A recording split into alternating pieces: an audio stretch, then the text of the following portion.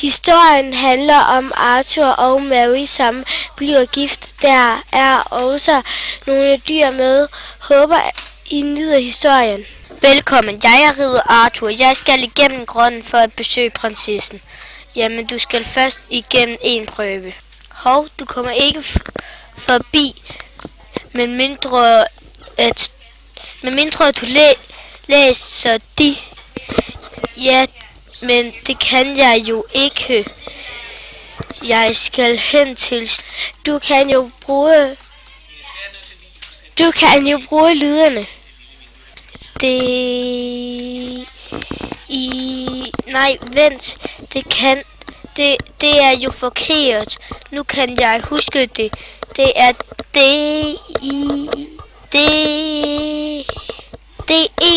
Det var flot. Du er dygtig. Hej Arthur, hvad laver du? Har du været igennem grotten?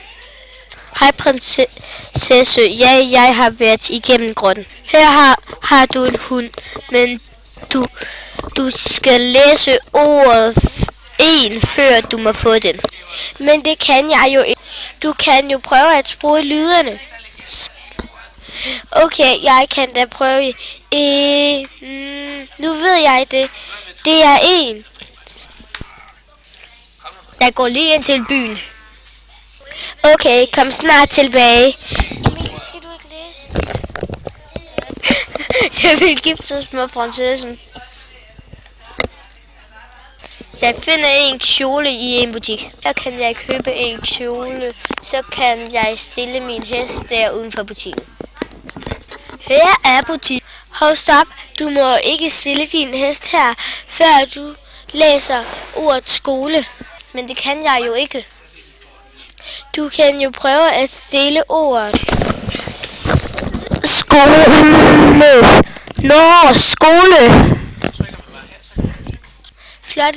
Lad bare hesten stå. Jamen, jeg får da kunder. Kan jeg hjælpe dig med noget? Ja, jeg vil have en kjole. Ja, her er en kjole. Jeg er en udstillingsmodel. Men før du må få den, skal du stabe. Det kan jeg jo ikke. Jamen, du kan jo prøve at glide ind i ord. Okay, jeg kan da prøve kjole. Nu ved jeg det. Kjole.